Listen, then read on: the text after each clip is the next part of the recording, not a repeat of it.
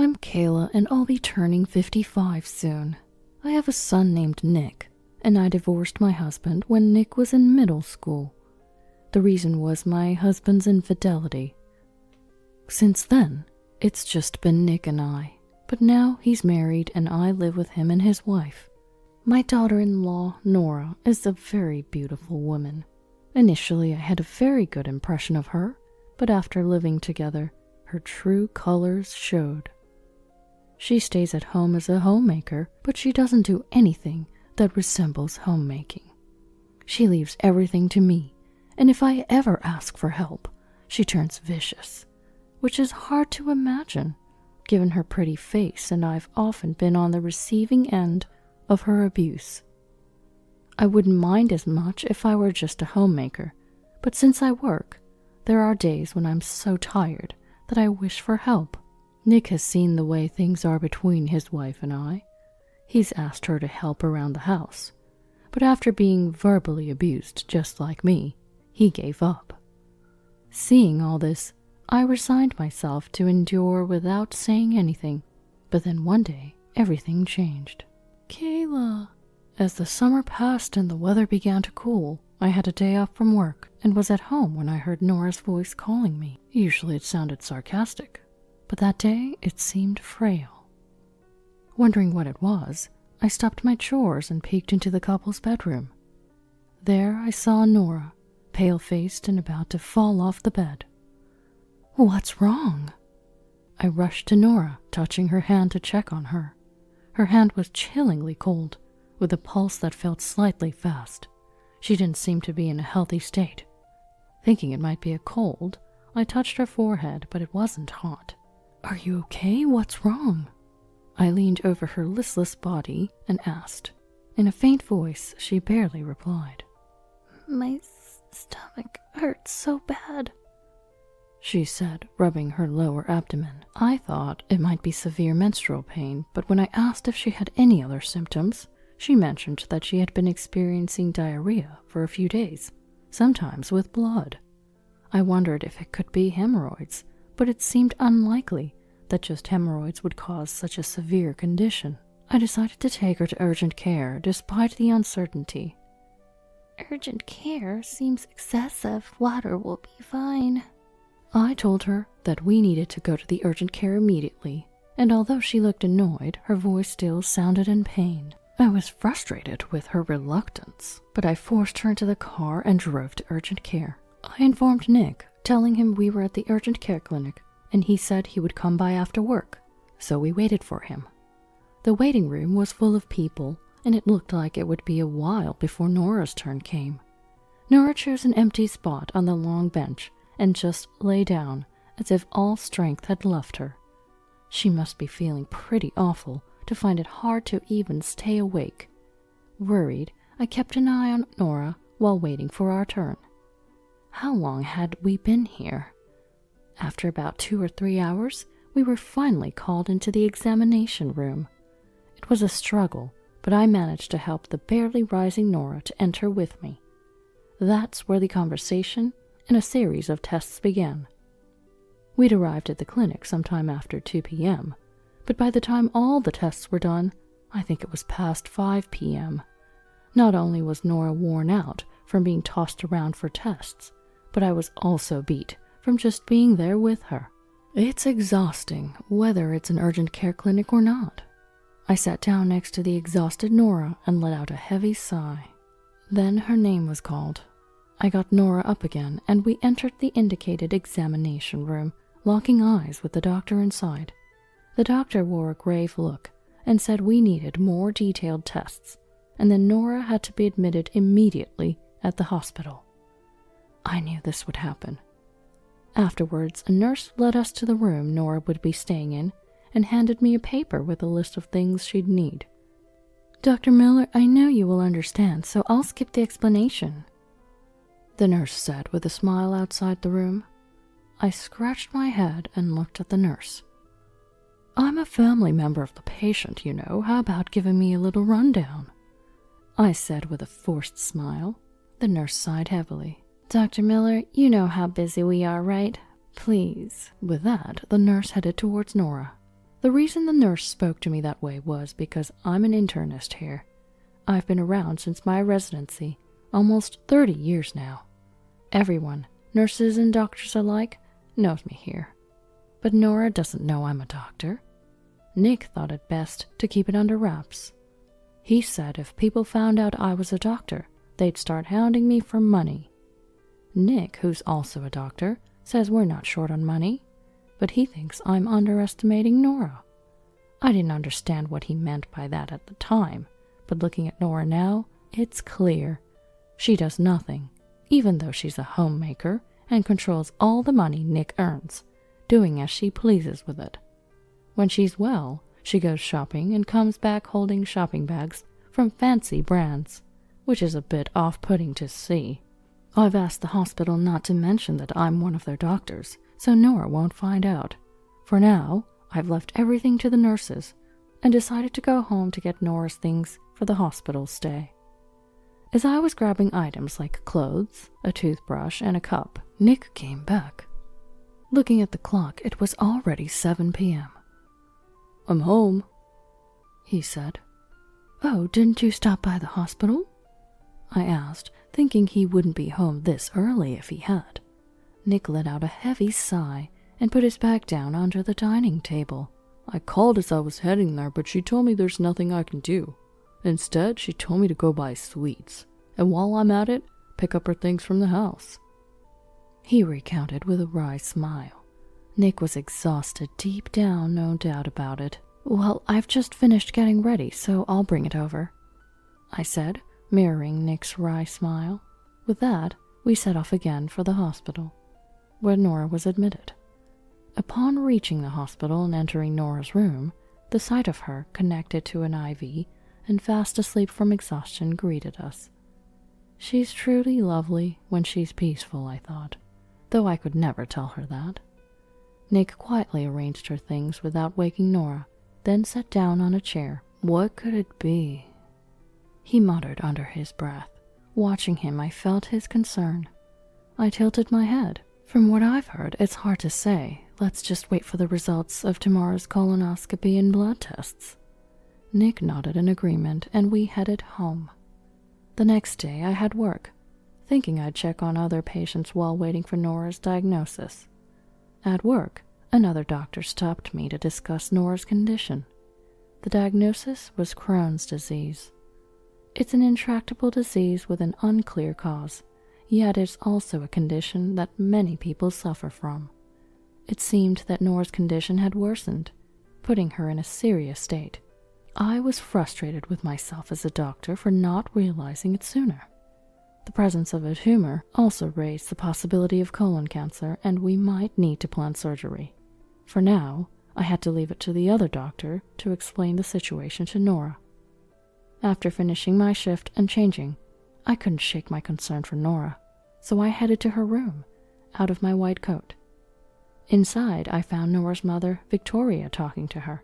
"You'll be fine. This is a big hospital, and the doctor also said you'll be okay." She seemed to be encouraging Nora. I waited for a pause before entering the room. "Nora, how are you feeling?" Victoria noticed me enter and turned my way, her face swiftly turning into a scowl. I was taken aback and stopped in my tracks. "You, living under the same roof and not noticing my daughter's condition? Nick's a doctor, isn't he? You've both been so useless." She lashed out. Her words struck a nerve, but I found myself speechless. Her face turned beet red with her breaths heavy, seeming on the verge of jumping at me. "Seriously, the least you could do, since you hardly work, is quit your job and devote yourself to Nora." When Victoria noticed my silence, she raised her voice again. "Even if you don't know about my job, nobody has the right to say such things," I thought, feeling a bit offended. But I realized that arguing wouldn't solve anything, especially not in front of a sick person. I simply apologized to Victoria and turned my attention to Nora. Nora seemed to be in a better condition than yesterday.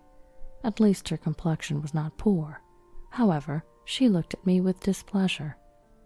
"You seem much better than yesterday," I said with a smile as I approached her, but Nora turned her face away. Ugh, seeing your face, Gayla, is making me feel sick. Yeah, nobody likes a meager older lady around. Let's send her home. It was clear they didn't care for me at all. Victoria, trying to soothe Nora, who looked ready to curse me out, made me stop approaching any further. I'm sorry, then. I'll be leaving now. With those words, I left the room quickly and closed the door behind me. Feeling a bit upset myself, I headed home. Nick arrived soon after, having visited Nora, and it seemed he had learned of her Crohn's disease. He lamented not noticing earlier, sharing the same sentiments as me. There's nothing we can do about it now. Let's focus on treatment and support her as much as we can, I said to Nick, trying to lift his spirits. He nodded quietly. Yeah, though he seemed unconvinced. Nora began treatment that day, but for some reason, she didn't agree to surgery, opting for medication instead. The doctor mentioned the tumor was rather large and recommended immediate surgery, but she was adamant about not undergoing the procedure. So they turned to me for persuasion, but someone who seldom heeds my advice is unlikely to start now. Despite my hesitation, I've decided to visit Nora again after work. Nora, may I come in? I knocked on the hospital room door and called out to Nora, but there was no answer. After waiting a few seconds, I opened the door slowly and saw Nora watching TV. How are you feeling? I sat down in the chair next to her and asked. Nora didn't look at me or say a word, just kept watching the TV. Wondering what to do next, I continued the conversation. I spoke with your doctor earlier. They say you're refusing surgery? They seem to think it's urgent. Is there a reason you don't want it? It's none of your business. I expected such a response. I could back down, but as a doctor, and as Nick's mother, I couldn't. Don't say that, let's just talk about it. Nora sighed heavily and turned off the TV.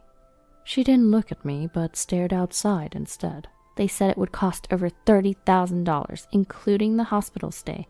So I just thought it was impossible. $30,000? I blurted out in surprise.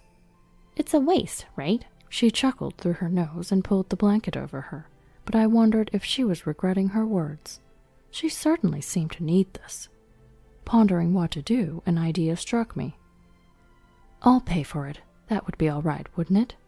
At that, her wide eyes opened even wider to look at me. You can afford that with your non-paying job? It's fine, I have savings, enough to cover this. You're not going to ask for it back later? I won't, so please go ahead with the surgery. I realized I must not have her trust, but this was no time to dwell on that. I just hoped she would accept the offer sincerely. After some thought, she gave a small nod. I smiled, left the hospital room, and informed the attending doctor. I also felt I should tell Nick, so when I got home I did, and his expression turned to one of mild distress. I'm so sorry, I should be paying, but this really helps. Do you not have savings? Understanding he was still young, it was surprising that a doctor of a few years had no savings. When I pressed, his expression grew even more troubled. All the money went to Nora, even the savings. I really don't know what to do now. Watching him bury his head in his arms on the table, I felt sorry for him. You should take charge of the finances. I want to, but she gets angry when I suggest it. According to Nick, she was so modest while they were dating, never fixated on money. But after getting married, she became a different person, quick to anger, throwing fits over trivial matters, and not shying away from spending money. Nick regretted tying the knot, but seemed unable to make the leap to divorce. Maybe he's too kind, thinking that if he just endures, Nora wouldn't have to be unhappy. Then, with Nora's diagnosis of a serious illness, it only made it harder for Nick to consider leaving. Certainly, if he were to propose divorce to a seriously ill Nora now, he'd be met with cold stares. I just told Nick that for now, he should focus on helping Nora get a bit better, and we'd think about the rest later. A few days went by, and on a day when Nick and I both had off, we went to see Nora. Entering the hospital room, Victoria was there too. "Hello." As I walked in with Nick, Victoria's glare hardened, but having grown somewhat immune to that look, I approached Nora without faltering. Nick, apparently not used to it, stopped in his tracks and didn't come closer. "How are you feeling?" I looked at Nora, whose complexion seemed a bit off, maybe not feeling well. "I don't know." Her response to my words might be a small sign of progress. I smiled at Nora's words and pulled out a check from my bag. I had put it in an envelope. "Here, this is what I promised you before." As I handed it to her, Nora's eyes lit up. She grabbed it and immediately checked inside. She looked pleased, as if she'd been waiting for it. From the outside, you'd think she loved money, which left me with a wry smile. "What's this?" Victoria, unaware of the money situation, widened her eyes at the check in Nora's hands, then shot a sharper than usual glare my way. "What is this?" "This is for the treatment expenses. Nora was worried about the costs," I replied, wondering if I should have gotten Victoria's permission beforehand, to which she narrowed her eyes and scoffed. "Playing the savior? Don't get ahead of yourself." With that, she snatched the check from Nora's hand and pushed it back at me. Nora whispered a small, "Ah," but quickly looked down when Victoria glared at her. "I didn't mean it that way. I just heard that it would be better to have the surgery as soon as possible." "There's no need. This child is strong and can make do with just medication." "The doctor in charge didn't say that." I wonder why Victoria is so against surgery. It's as if she can't entertain the thought. I look over to Nick, keeping my distance, but he shrugs, seemingly clueless. "Nora says she's fine with it." Turning away, Victoria speaks, and I shift my gaze to Nora. Then Nora looks away uncomfortably. "That's right. I don't need any surgery. Just leave me alone." Despite her agreeing to the surgery earlier, I feel incredibly disappointed. "But what if you have cancer?" "Can you just shut up? I don't want to hear an outsider's opinion." Nick tries to speak up to persuade her, but Victoria cuts him off. "We don't plan to listen to you, so could you please go away?" "Yeah, just go away." As I run out of things to say, Victoria pulls my arm, urging me outside. Nora joins in with a laugh. Nick looks puzzled and troubled. "Please, wait. Mom has gone through such lengths." "Quiet. I married a doctor and ended up with such a quack. You don't earn much, and you're totally useless." At that, Nick's expression changes. Clearly, he's angry. It's bad when Nick, who rarely gets angry, is provoked. I grab Nick's shoulder and shake my head to calm him down.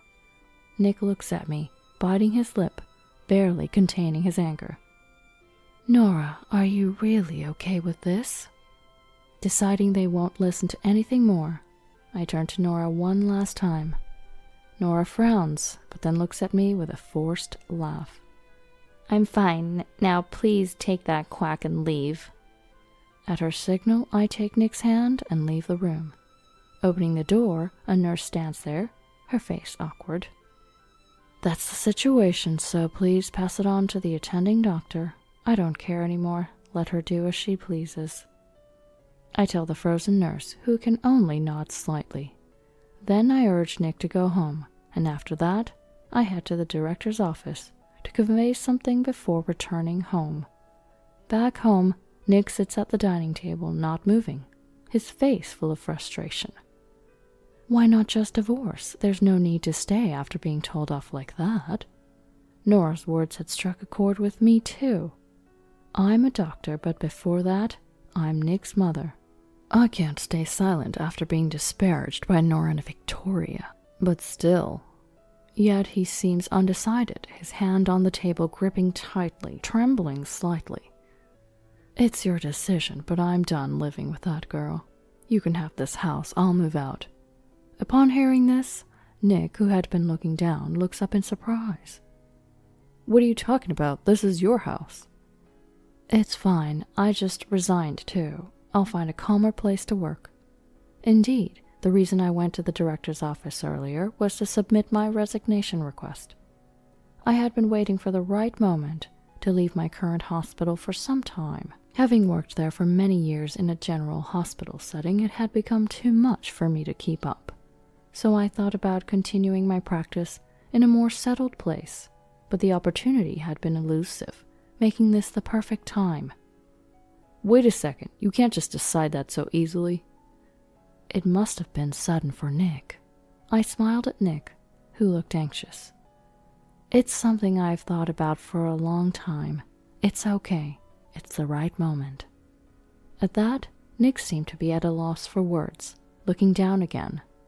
Without saying anything more to Nick, I went into my room, checked online for a property in the area that I thought was good, and started preparing.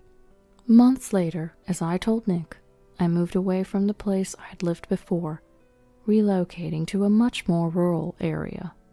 I managed to fit in with the community and am working as a doctor in a small hospital. And now Nick lives with me. He had divorced Nora, sold his house, and moved down here. From what I heard, Nick spent some time with Nora trying to convince her to get treatment, but whether it was because of Victoria or not, she never had the surgery, and her condition just worsened. But she still had the energy to berate Nick, and seeing that she never changed, Nick grew tired of it, especially when Victoria started demanding alimony, blaming him for Nora's condition, calling him a quack. Those words led Nick to decide to leave Nora. He offered alimony in exchange for a divorce, and although Victoria was against it, Nora agreed, and they divorced rather swiftly. Later, Nick heard that Nora's condition was indeed a malignant tumor, progressing rapidly due to her youth, advancing to the terminal stage. Victoria begged the doctor to do something, but was told it was hopeless and that she won't live much longer, which she tearfully relayed to Nick over the phone. Nora also reached out to Nick for help, but since she had refused it when it mattered, he did not respond. It may seem heartless, but this was a consequence of their own making. Nick was down for a while, wondering if it was his fault, but as time passed, he found peace and is now working diligently at a new hospital. I sometimes think of Nora, but now there is nothing I can do. I just hope she can spend what time she has left in happiness.